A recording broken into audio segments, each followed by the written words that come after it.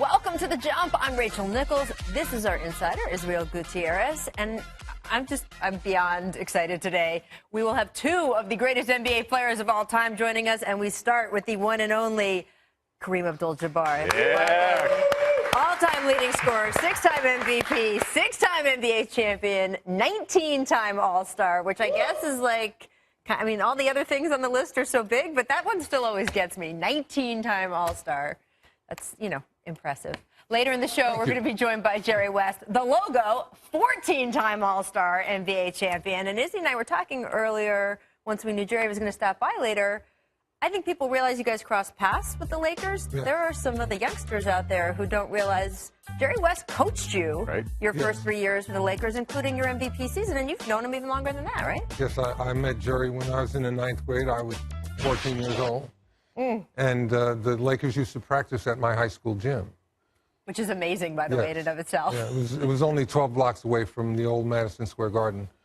So it was convenient, and a lot of the teams practiced there, so I got to meet a lot of NBA players when I was still a little snot-nosed, I don't think you were ever a little anything. Skinny, I'm skinny. Skinny, there we go. There you go.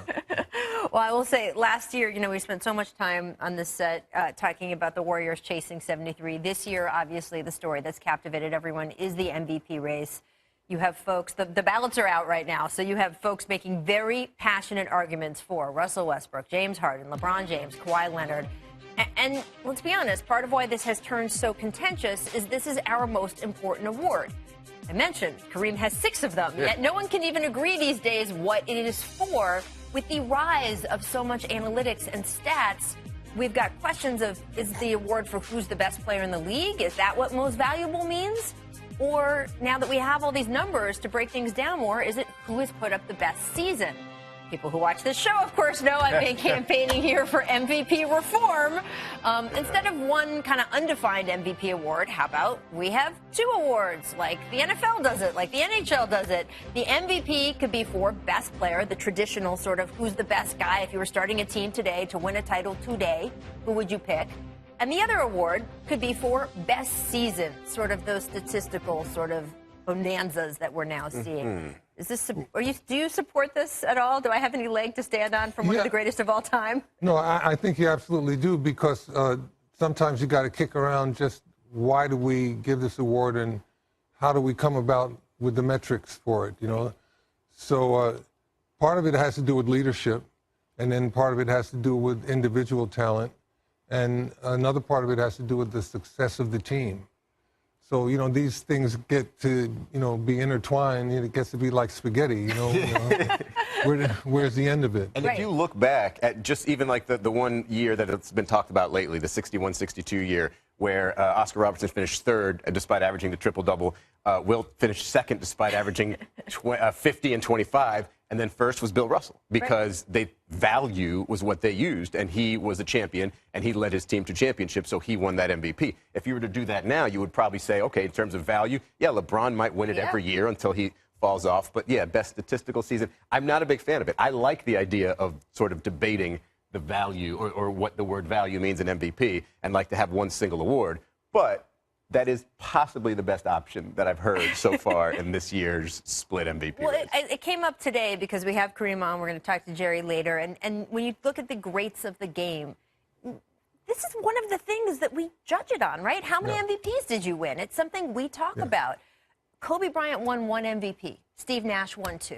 Are we supposed to sit there and say, oh, well, then Steve Nash must have been a better player? If you look at the overall player, no, you wouldn't say that. He just had 2 seasons. I think it also powerful. I think it has also to do with like the charisma that a player exhibits. Sometimes they have a big surge, and they lead, and then they fade away, and they don't ever reach that height anymore, or they don't ever have that kind of hold on all the fans' attention.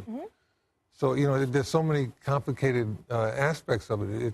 It's hard to, like, pick one set out, because everybody's going to say, well, what about this issue or that issue? Or with Kawhi, everybody says, what about defense? How do we measure that into the equation? But see, that's what, if you saw my amazing graphic that our producers came up with, you have Kawhi and LeBron on one side, because that's really your best player discussion, right? Sort of who is the best player in the game today. Right. That's taking into account offense and defense. It's taking into account leadership. It's taking into account overall value, winning, things like that. Then you have on the other side best season. Again, with the rise of being able to break down a season analytically in a way we've just never been able to before. We can, the triple-double, as we like to say, didn't exist when Oscar Robertson did it for a season. Right. We weren't counting stuff like that. I've heard Tom Haberstroh on our air talk about James Harden, and if you calculate not just the points he's scoring, but the assists that he's contributing that lead directly to points, and you can sort of take that all together as the greatest offensive season of all time. We didn't have it. They're two different discussions all of a sudden. I played with a guy, Bob Dandridge. Awesome defensive player, never got credit for it. Mm-hmm. But we played people, and the guy he was guarding all of a sudden was scoring half of his season average. Right. And he never really got credit for it. Won world championships with us in Milwaukee, and then again with the Bullets. But he never really was recognized. And if he played now, they'd see what that was all about, because it was consistent and went throughout his whole career. Yeah, absolutely. Yeah. All right, so Kareem is supporting my idea, I think, now. If Kareem Abdul-Jabbar says it's okay. I mean, that's good for you. I don't know if everybody's going to be on board. We need to keep discussing, exactly. why we do this. Thank you very much. It is important to look at what we are doing. We are going to take a quick break, but we have so much more to come, including an appearance from the great Jerry West. Right. It's going to be good looking up here. See you guys in a minute. 5, the Busher shoots, hit with 3 seconds to go. 2 seconds, 1 second. West throws it up. Robinson throws to Kareem. 7 seconds. Michael, Kareem with a big pressure shot. Nothing but net again. Welcome back to The Jump. You just watched, two of the most iconic shots in NBA history by two of the biggest icons the game have ever seen. And guess what? They're both right here. It's very nice. Kareem Abdul-Jabbar, Jerry West. Welcome, Jerry. We're thrilled to have you. Jerry is here on behalf of the College Basketball Awards presented by Wendy's. Those are going to be 8 o'clock tonight on this very network, ESPN2. I want to talk to you guys, though, about triple doubles. That has been a huge storyline this season.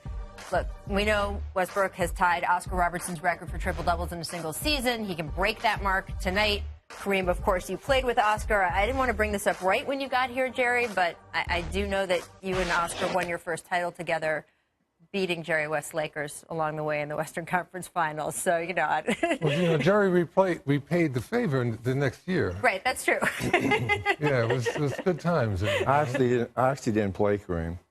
You didn't know? I was hurt. Oh, you were hurt? Really? That's right. Well, you did. Somebody impersonating you was out there. You go back and look at the film. That's right. Somebody impersonating you was some out white there. guy out there impersonating. Shooting some J's and passing it to Gail, who shot the lights out. Gail shot the lights out that series. Yeah.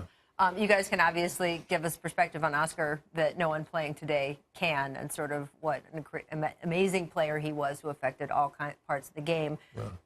The triple-double, though, we didn't count that back when you guys were playing. Oscar says he didn't know he had a triple-double for the entire season because nobody had that stat as a thing.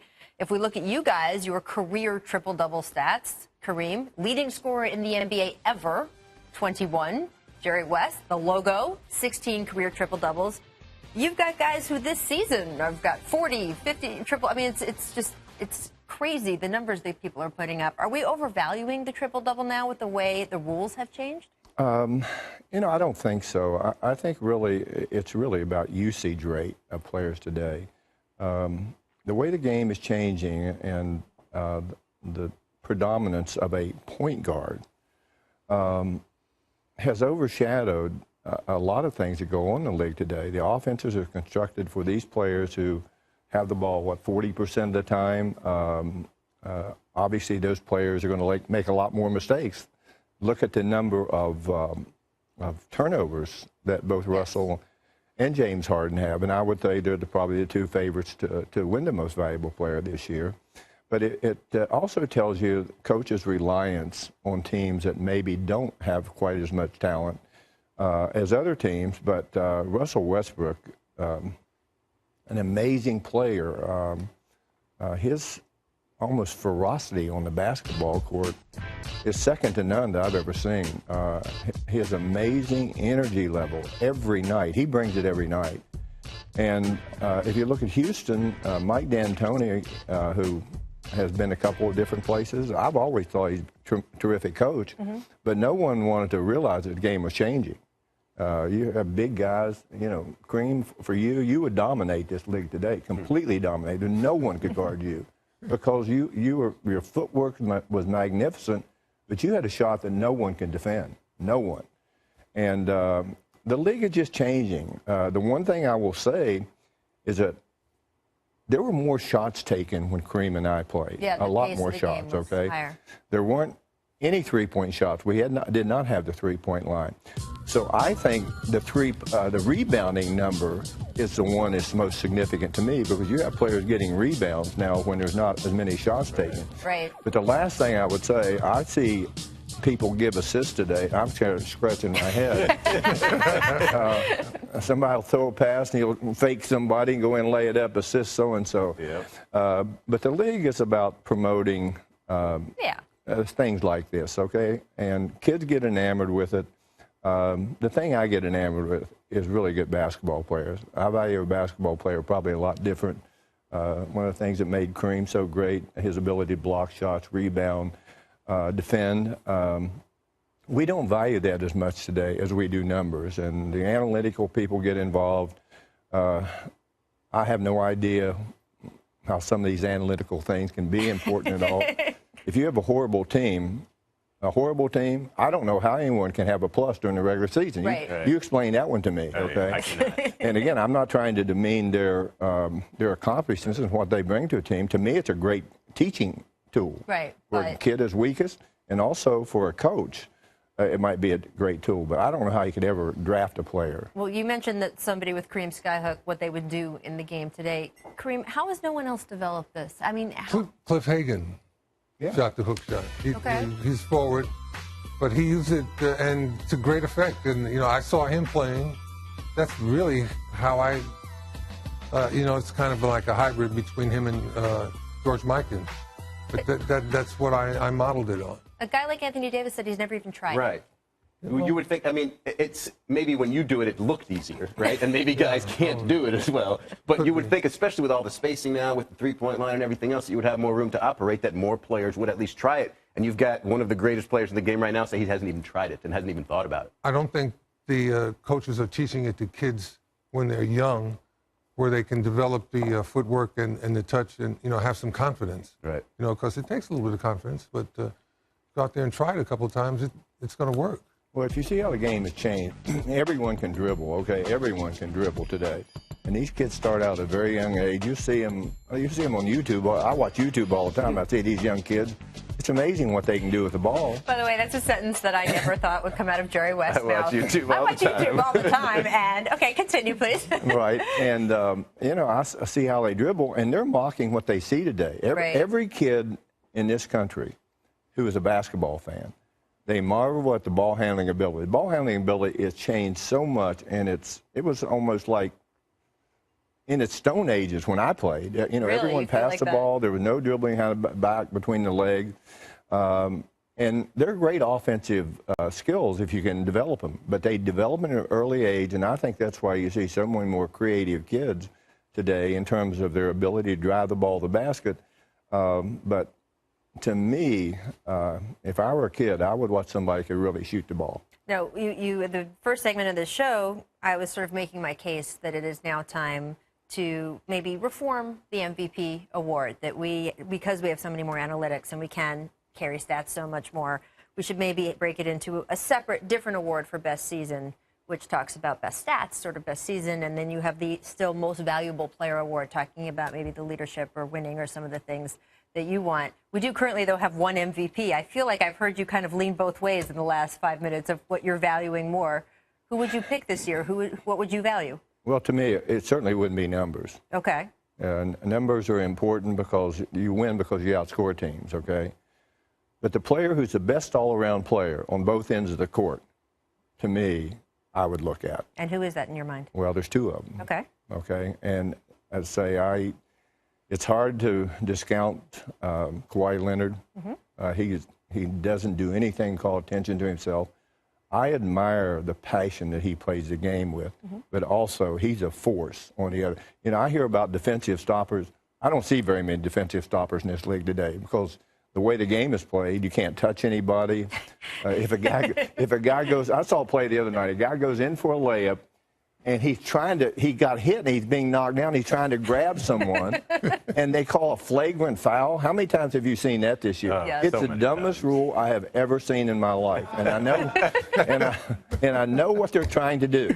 I know what they're trying to do. But that was a national championship game, wasn't it? Well, let's not go there. We're Forget have college. weeping The here NBA, about how that the was NBA is officiated. completely different. Okay. Yes, I do. So Kawhi Leonard and I mean I'm going to assume I who think your other person is. I think LeBron James. Okay. To me, So is he your MVP this year?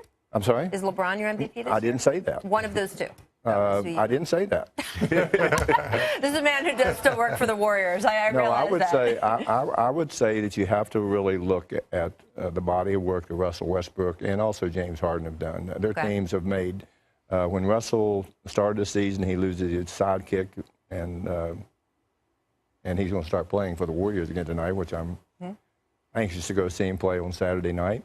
But he loses a player of that caliber, and it just shows you his determination. And every night, it's something different with him. I always felt that maybe Michael Jordan was one of those unbelievably gifted athletes, but we're looking at a reincarnation of Michael Jordan, who might be a little bit better in terms of athletic ability. I mean, the guy's he's like a plastic man. You're giving that high praise to Russ. Oh my gosh, he's like a plastic man. Yeah, I mean, I love the passion he plays the game, but he has the ball a lot in his hands. Okay, he does. So he should be with his ability, he should be there. And James Harden, the same way. But I think James has got more weapons around him offensively. It will be a close race, but there's four guys there that I really think that. So I can't get you to make a call? I wouldn't want to do that. See, it's Jerry West. I'm not going to press him too hard. Have you made your decision, Kareem?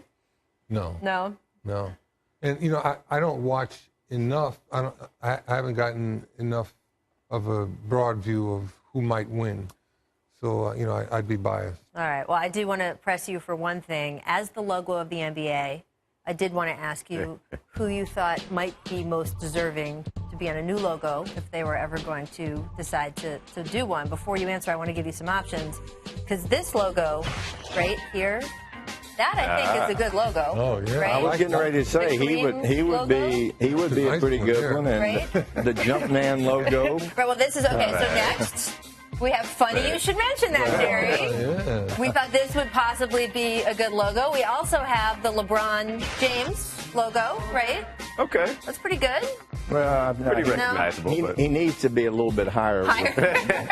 With his dunk, okay? We could have multiple players on the logo, right? If you were going to go LeBron, Oh, no. then you could also have the blow. No, I think right? we know what that is. I think that's perfect That's for today's probably NBA. not going to be the good logo Jerry there. used to have the flat top crew cut, though. That's right, yeah. Right? You know, I've got older. I let my hair go blonde and Looked like he everything. was So in the now I have to Marine be. Corps, you know? I have to be act my age right now.